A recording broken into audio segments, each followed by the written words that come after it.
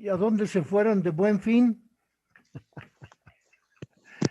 No, No, no ningún fuimos lado. a ningún lado. Protegerse Por del eso virus. pasó.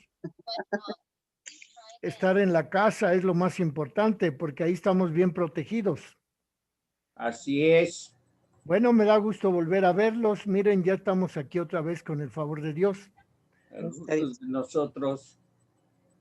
Esta semana es la última después de un receso que vamos a tomar hasta el día, yo creo que va a ser por ahí como por el día 3 de diciembre. Tomaremos clase otra vez del 3 de diciembre al 11 para prepararnos a este periodo de Adviento y de la fiesta de la Virgen Santísima de Guadalupe, del 3 de diciembre al 11. Esta semana, o sea, del día 16 de noviembre al 20, estaremos pues con esta semana de clase. Dejaremos un receso de 2 semanas y regresaremos el 3 de diciembre. Entonces, lo que vamos a ver hoy, estamos viendo a los padres de la iglesia. Ya hemos visto a algunos padres de la iglesia del Oriente Cristiano, de la iglesia ortodoxa de Oriente. Empezábamos a ver también algunos de los padres de la iglesia de Occidente. Vimos a Hilario de Poitiers, vimos algo de Mario Victorino y también vimos algo de el último que vimos la vez pasada, era el padre San Ambrosio de Milán. El día de hoy vamos a comenzar con este padre de la iglesia que es por muchos aspectos uno de los más grandes defensores de la fe católica. Es San Agustín de Hipona. ¿Ustedes conocen alguna iglesia de San Agustín?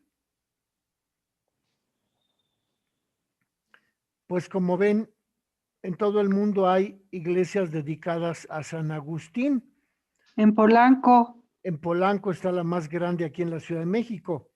Pero también, ¿en dónde más hay una iglesia de San Agustín? Que alguien Tlalpan, en Tlalpan, Fray. ¿Cómo se llama la iglesia? San Agustín de las Cuevas. San Agustín, sí. De las Cuevas. Ah, pero no es de Hipona, ¿verdad? Sí, claro que sí, es de Hipona. ¿Sí? ¿Es el mismo? Es el mismo santo. Se le venera a San Agustín también en la parroquia de Tlalpan. Y en algún otro... que está enfrente del parque, ¿verdad? Así es, enfrente de la delegación, sí. A un lado de la delegación, de lo que es ahora alcaldía. Bueno, entonces San Agustín de Hipona. ¿Alguno de ustedes conoce algún amigo o amiga que se llame Agustín? Bueno, pues cuando lo encuentren, lo felicitan por todo lo que vamos a escuchar que hizo San Agustín de Hipona.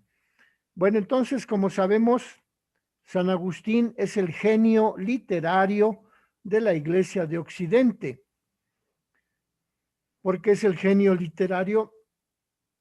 Pues por la cantidad de escritos que tiene él, dedicados a los sacramentos, a la Iglesia, a la vida cristiana, a la vida de los monjes, de las comunidades monásticas. Tiene su libro autobiográfico que se llama Las Confesiones y tiene un libro de política que se llama La Ciudad de Dios. Entonces él escribió una cantidad de conceptos, ideas fundamentadas en la teología católica, en la Sagrada Escritura. Por eso decimos que es el genio literario, porque escribió muchas obras y es el más grande, también podemos decir. Es el padre de los padres de la iglesia, es el más grande de los padres de la iglesia de Occidente, o sea, de la iglesia latina. Nació en Tagaste, que es una ciudad en el norte de África, en el año 354 y murió siendo obispo de Hipona, ahí mismo en el norte de África, en el año 430. Es decir, del 354 al 400 son 46 años. Y 30 años del 400, porque murió en el 430, pues tenemos que vivió 76 años este padre de la iglesia que todos conocemos, que se llama Agustín de Hipona. Él tuvo una formación muy variada, muy diversa, muy, digamos, rica de conceptos, de ideas, de vivencias. Como sabemos, antes de convertirse al cristianismo, pertenecía a la secta de los maniqueos. Esta secta de los maniqueos afirmaba que el bien y el mal tienen una misma fuerza, un mismo poder, y eso ocurre en todas las realidades de la creación. Entonces, que nunca iba a ganar el bien y nunca iba a ganar el mal, porque siempre, por esa filosofía del maniqueísmo, las dos fuerzas estaban en equilibrio. Entonces, San Agustín se afilió a esta filosofía y todo lo veía desde ese punto de vista, de los contrarios en equilibrio, que era una filosofía proveniente de los griegos y que dura todavía hasta nuestros días.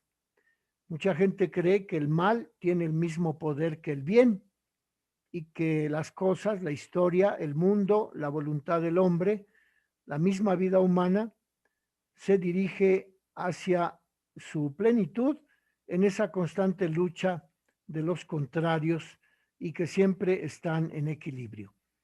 Esa es la filosofía del maniqueísmo y a esa filosofía se afilió San Agustín de Hipona antes de ser cristiano, antes de convertirse al cristianismo. Las obras que escribió constituyen un patrimonio para la Iglesia. Es un patrimonio de filosofía, de política, de moral, de catequesis, de espiritualidad. Y en el campo mariano, también la Iglesia de Occidente alcanza el punto máximo de la reflexión con el pensamiento de San Agustín. Podemos resumir el pensamiento mariano de San Agustín, podemos resumirlo en tres aspectos. María en el misterio de Cristo, la figura de María y la relación entre María y la Iglesia. Se lo repito, el primer punto de los aspectos que resume el pensamiento mariológico de San Agustín es María en el misterio de Cristo. Es decir, que va a tomar en cuenta lo que vivió la Virgen María a la par, en comparación, en concomitancia con lo que vivió Jesucristo. Por eso el primer punto es María en el misterio de Cristo. El segundo punto es la figura de María.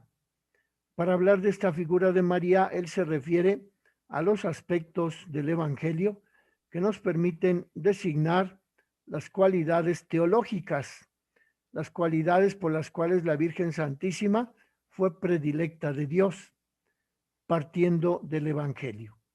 Entonces va a ser una figura evangélica y una figura teológica, la que San Agustín nos va a dibujar acerca de la Virgen María. Y el tercer punto de su mariología es la relación entre María y la Iglesia. Esos son los tres aspectos en los que podemos resumir el pensamiento mariológico de San Agustín. Entonces comenzamos con el primero, que es María en el misterio de Cristo. Dice que en la historia de la salvación, es decir, tomando lo que relata el Antiguo Testamento y lo que relata el Nuevo Testamento, María está en el corazón de la historia de la salvación.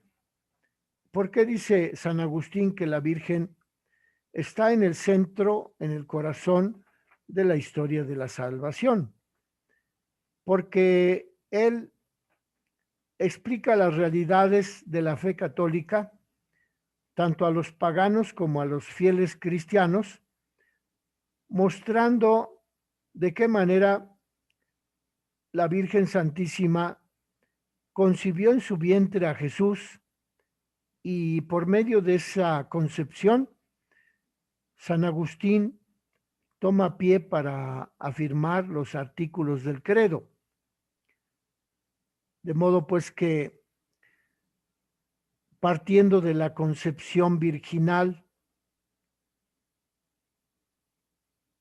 San Agustín estructura todo el edificio de su teología acerca de la Virgen, partiendo de la concepción virginal. Es decir, que afirma que la Virgen concibió de manera virginal a su Hijo Jesucristo y que a partir de esa concepción ella tiene un lugar especial en la teología católica, en la vida de la Iglesia, y que por eso está la Virgen en el centro del misterio de la salvación, de la historia sagrada. Como sabemos, la historia sagrada es la que nos relatan los libros históricos del Antiguo Testamento, pero también la historia sagrada está formada por lo que nos relatan los libros del Nuevo Testamento.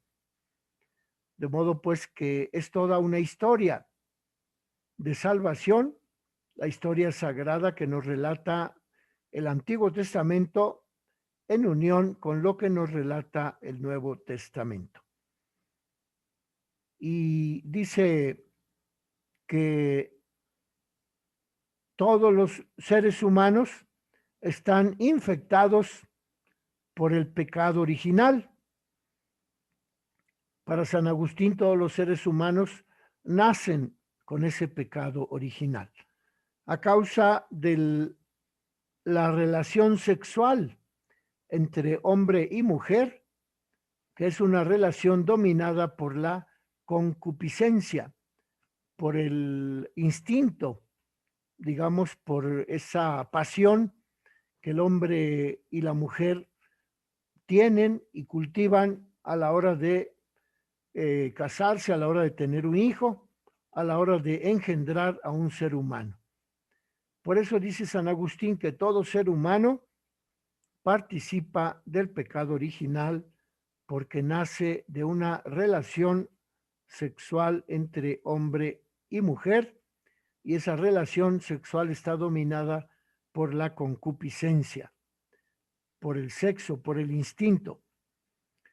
Pero dice San Agustín que la única excepción a esa concepción por la concupiscencia, la única excepción es Cristo, puesto que intervino el Espíritu Santo para santificar el seno de la Virgen y la concupiscencia ocurrió en la Virgen de manera que en vez de sexo, en vez de violencia, en vez de instinto, sustituyó en la Virgen el instinto, lo sustituyó la caridad, el fervor de la fe.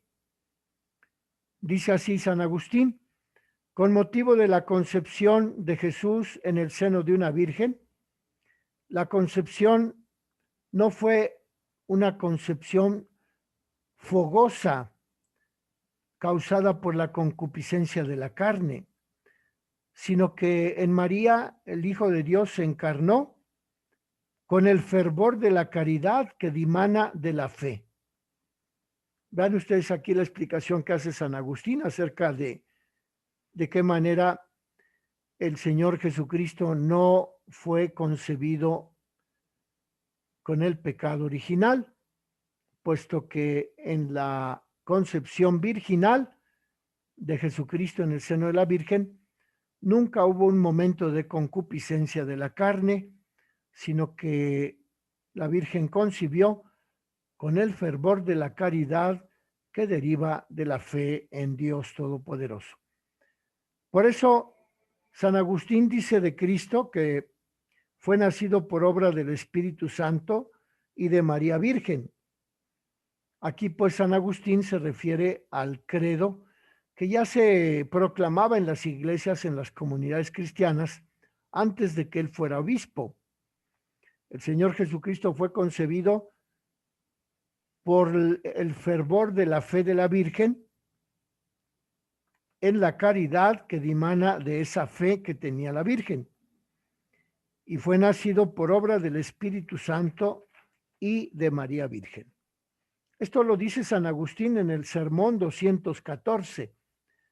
Como ven, 214, ya había escrito 213 sermones antes de que se refiriera a la concepción virginal de Jesucristo en el vientre purísimo de la Virgen Santísima.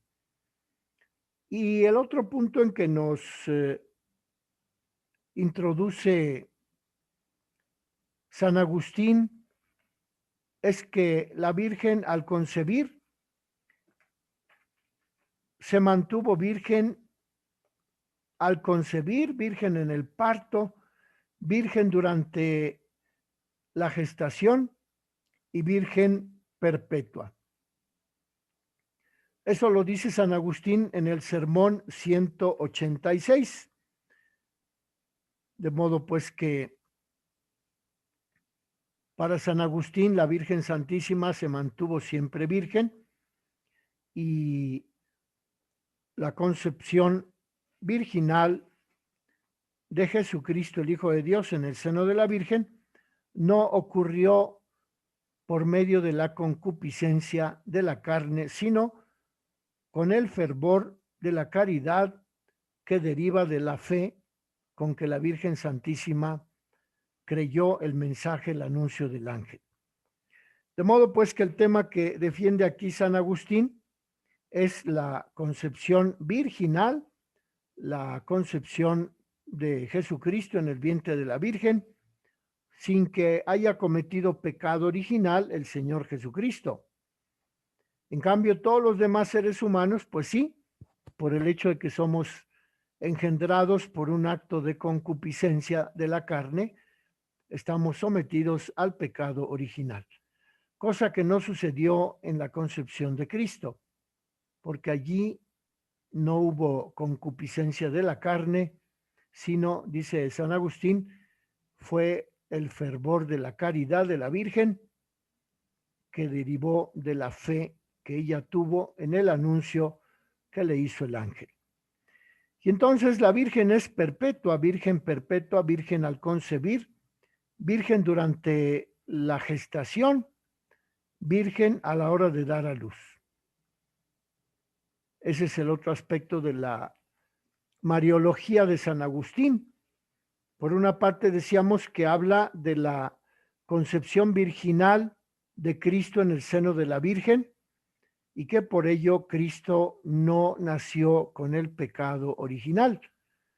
Y este segundo aspecto que dice que la Virgen se mantuvo virgen durante el momento de la concepción, durante el tiempo de la gestación y durante el parto.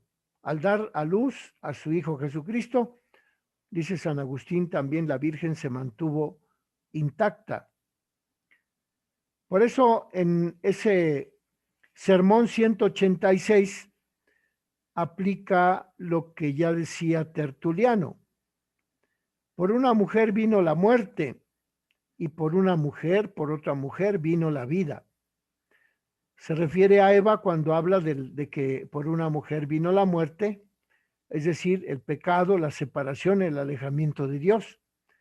Y en cambio, con otra mujer vino la vida porque creyó lo que se le había anunciado y por esa fe con la que creyó, derivó en un amor indescriptible por medio del cual Dios le concedió engendrar a su Hijo de manera virginal, sin que interviniera la concupiscencia de la carne. De modo que ya tenemos dos puntos de lo que dice San Agustín acerca de la Virgen María.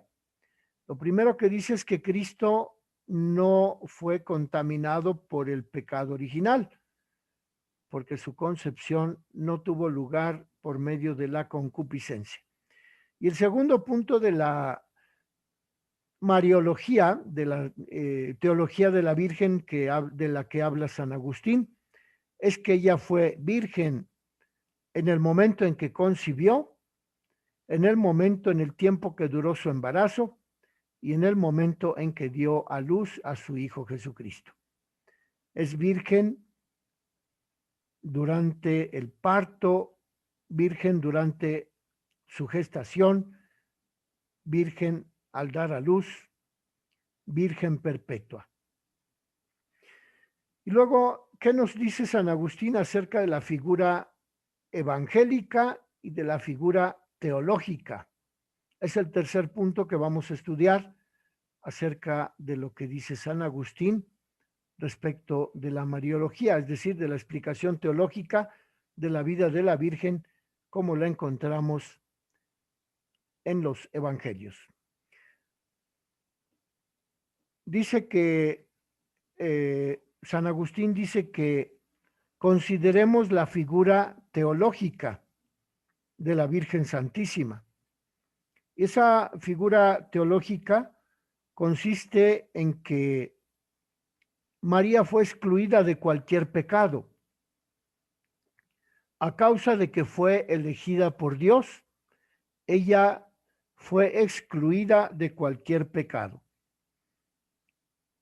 Por el honor del Señor, dice San Agustín, no quiero que se discuta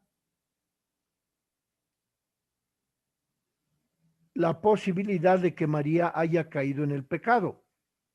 Porque entonces, ¿cómo podríamos hablar de la abundancia de la gracia que le fue concedida para vencer al pecado, sino solamente porque concibió y dio a luz aquel que no tuvo ningún pecado? Es decir, que el fundamento de la concepción virginal de Jesucristo en el seno de la Virgen le da pie a San Agustín para hablar de la figura teológica de la Virgen, diciendo que a ella le fue concedido vencer todas las formas del pecado, a causa de que mereció ser designada por Dios para concebir en su vientre nada menos que al Hijo de Dios. Y así encontramos que las virtudes de la Virgen Santísima, a causa de que ella es Madre de Dios y a causa de que concibió a su Hijo de manera virginal, las virtudes de la Virgen son la fe, la humildad, la caridad y la obediencia. La fe, pues porque ella creyó lo que le dijo el ángel. La humildad, porque en su cántico ella se refiere a sí misma como la esclava del Señor. La caridad, porque va a acompañar a su parienta Isabel cuando sabe que su parienta está en necesidad. Y la obediencia, porque cuando el ángel fue a visitarla, ella, la Virgen, le dijo al ángel: aquí está la esclava del Señor, que se cumpla en mí lo que Dios me ha anunciado. De modo pues que este aspecto de la figura teológica de la Virgen, según San Agustín, toma pie en que ella concibió de manera virginal a su Hijo Jesucristo y que por eso ella estuvo exenta de todo pecado y por tanto las virtudes que brillan en ella son la fe, la humildad, la caridad y la obediencia. También en este aspecto en donde San Agustín fundamenta la figura teológica de la Virgen, es decir, en el hecho de que haya concebido de manera virginal, también fundamenta San Agustín la santidad de la Virgen, el hecho de que ella haya concebido sin mancha a su Hijo Jesucristo, también la hace a ella toda inmaculada. No ha cometido ningún pecado porque su Hijo Jesucristo quiso nacer de ella, ser concebido, ser engendrado, ser gestado sin mancha de pecado. En ningún momento ella cayó en pecado. Por eso San Agustín muestra la figura teológica Es decir, desde el punto de vista de la predilección del Padre Todopoderoso, que la llamó para ser madre de su Hijo. De modo pues que la figura teológica de la Virgen se fundamenta, hemos dicho, en la concepción virginal. Pero esa figura teológica de la Virgen se complementa hablando de la santidad de la Virgen, de todas sus virtudes. Hay una duda. ¿Es por ello que también se le conoce como Inmaculada o no tiene que ver ese término con lo que está hablando? Así es, tiene que ver, claro que sí. Pero aquí estamos en el siglo V, porque San Agustín escribe este texto después del año 400. En cambio, la fórmula de la Inmaculada Concepción, como recuerdan, se promulgó por el Papa Pío IX en 1854. Ok. Es decir, más de 1400 años después de que San Agustín escribe esto que dice de la figura teológica de la Virgen. La Iglesia, el Papa Pío IX, proclama el dogma de la Inmaculada, pues desde luego fundamentándose en lo que escribió San Agustín. Claro. Porque la proclamación de lo que dijo Pío IX en 1854 no habría sido posible si San Agustín no hubiera escrito estos datos de lo que él considera la figura teológica de la Virgen María. Figura teológica porque se refiere a la concepción virginal de Jesucristo en su vientre y se refiere a que la Virgen nunca estuvo sometida al pecado y se refiere a las virtudes teológicas con las cuales Dios adornó a la Virgen Santísima, que son la fe, la humildad, la caridad y la obediencia. Esas virtudes también forman parte de la figura teológica de María porque constituyen las virtudes teologales, es decir, que tienen origen en Dios, con las cuales el ser humano puede vivir como hijo de Dios. Y desde luego la Virgen vivió esas virtudes, fe, humildad, caridad y obediencia, y por eso Dios le concedió a la Virgen ser madre de su Hijo Jesucristo. Vean ustedes pues entonces que ya tenemos tres elementos que conforman el concepto que San Agustín designa de la Virgen Santísima cuando habla de la figura teológica. El primer aspecto que tenemos es la concepción virginal de Jesucristo en el vientre de la Virgen. El segundo aspecto que tenemos es que de esa figura teológica es que ella nunca estuvo sometida al pecado. Y el tercer aspecto fue que las virtudes de la fe, la humildad, la caridad siempre adornaron a la Virgen María. De modo pues que para San Agustín la Virgen no ha cometido mancha, no ha cometido pecado, no sufre ningún pecado ni original, ni venial, ni temporal. Y es lo que él, San Agustín, reprocha a uno de los herejes que afirmaban que la Virgen Santísima había estado sometida al pecado porque había concebido a su Hijo Jesucristo. Es decir, San Agustín defiende la belleza espiritual de la Virgen. Eso lo dice él en la obra que escribe San Agustín contra el hereje Juliano.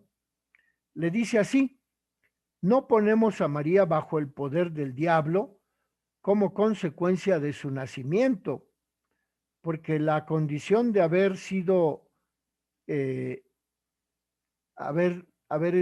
predilecta por Dios para que en ella se engendrara su Hijo Jesucristo, esa condición hizo que ella no cometiera ningún pecado desde el momento mismo en que nació la Virgen. Y aquí ya está el antecedente del dogma de la Inmaculada Concepción en los escritos de San Agustín en el siglo V, en esta obra en la que San Agustín se refiere al hereje Juliano, para quien la Virgen sí había cometido, o sí había estado sometida al pecado original. Bueno, vamos a dejar aquí el tema porque ya nos va a pedir el Zoom que terminemos nuestra reflexión y mañana continuaremos con este mismo tema de San Agustín. Les encargo, por favor, que lean alguna biografía de San Agustín que pueden consultar en el internet, o si tienen ustedes algún libro de San Agustín, pues hojenlo, por ahí debe estar algunos datos de su vida, qué fue lo que hizo y por qué la Iglesia lo considera el más grande de los padres de la Iglesia de Occidente. Bueno, pues alguna pregunta al respecto. ¿Algo que no se Fray, haya entendido? ¿Sí? Fray, perdón, no, sobre eso sí me quedó claro. No me quedó claro cuando dijo que vamos a tener clases hasta el día 6. Ahí Así me es. confundí un poco. Ajá. Mire usted, esta semana es del día 16 al día 20 de noviembre. Sí. Esta semana sí vamos a tener clase todos los días. Ajá, Del bien. 16 al 20 de noviembre.